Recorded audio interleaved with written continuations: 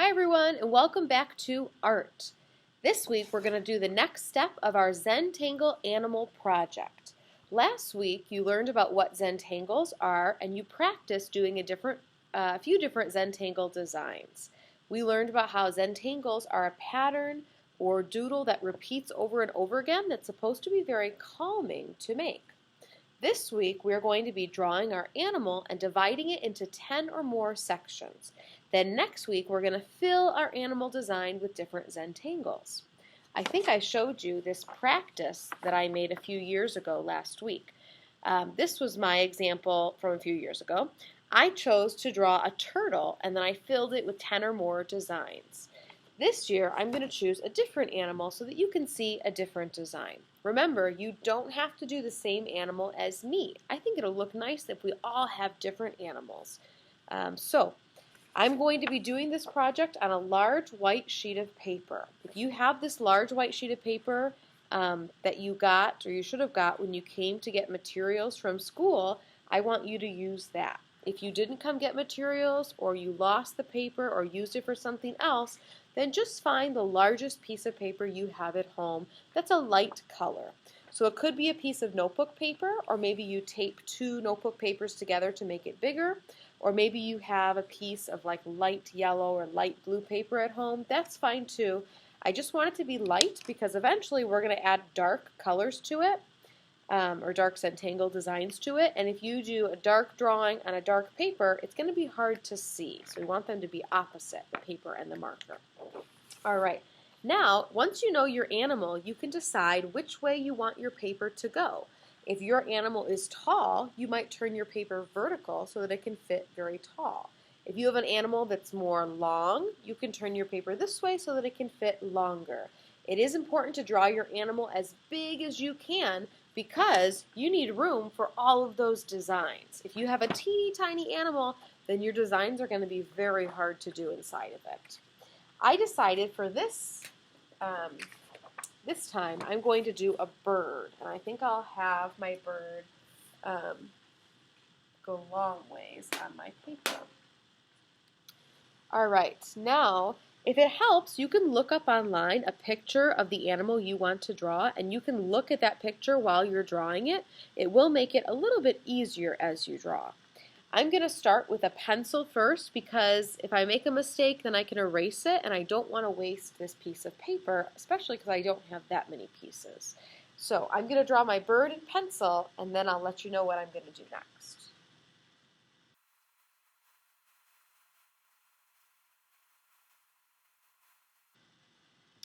Alright, I've drawn my animal, my bird, in pencil. The next step is to trace your animal design with something that is a dark color and is waterproof. This is important because you might be using some kind of water or something that's wet around your animal at the very end. And if you use a washable marker or a washable pen to trace your animal, it's going to smear your design. So the best thing would be if you had a black or a dark colored permanent marker. That's going to be the best thing to use for this.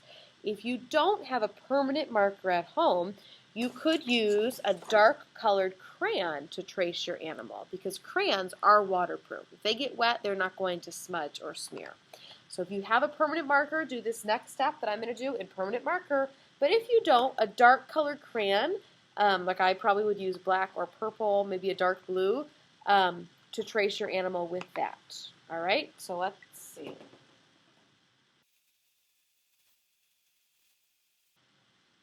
Alright, I traced all of my pencil lines with a black permanent marker. Now, if there's any pencil lines I didn't quite get right on the line, I'm going to erase them with my eraser, just so that it looks a little bit neater. Alright, my pencil lines are all erased. Now, the last step for today is to divide your animal into 10 or more sections. The reason we're dividing the animal into sections is because next week we're going to put a Zentangle pattern in all 10 sections, and it's going to be nice knowing where your patterns have to go. So, if you have an animal like mine that has different parts already, those can be one of your 10 sections. So for example, my bird has some sections already kind of made up inside of it. This wing could be one section. This leg and foot could be one. This could be one section. This little part on the head could be one section. The eye could be one. Let's see how many that is. 1, 2, 3, 4, 5. So now I just need 5 more. So I think I'll draw a line here. So the beak could be a section. I think I'll draw lines in the feathers so that those could each be a section. And then this big part of the body could be a section. So let me see.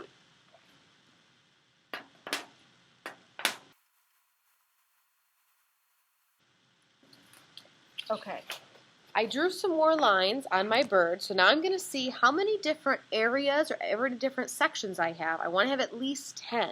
So let's see, here's one area or section. 1, 2, 3, 4, 5, 6, 7, 8, 9, 10, 11, 12, 13. Awesome. I have 13 different sections on my bird, so I'll be able to do 13 different Zentangle designs. You only need 10, but you can do more than 10 like I did. This is where you're going to stop for today's project. You're not going to add the Zentangles yet. I would also like you on the back to write your name in pencil, not in marker, just so we're in the habit of writing our name on our paper. All right? So to review the steps one more time. Step 1, you're going to choose an animal and draw it on your paper with pencil. Make sure you draw it big because you have a lot of designs to draw inside of the animal. Step 2, trace your pencil lines with something that is waterproof. So a permanent marker or a crayon will be fine. Step 3 is to make sure your animal has 10 or more sections inside of it. And if your animal is one that doesn't have sections already, you can just add lines somewhere else.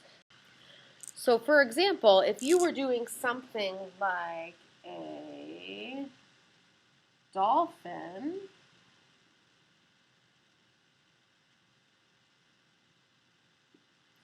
a dolphin really just kind of has one part on its body. You could still divide your dolphin into 10 sections by doing something like this, right? I might just draw a line. There's one section. Maybe I'll draw a line here. There's 2.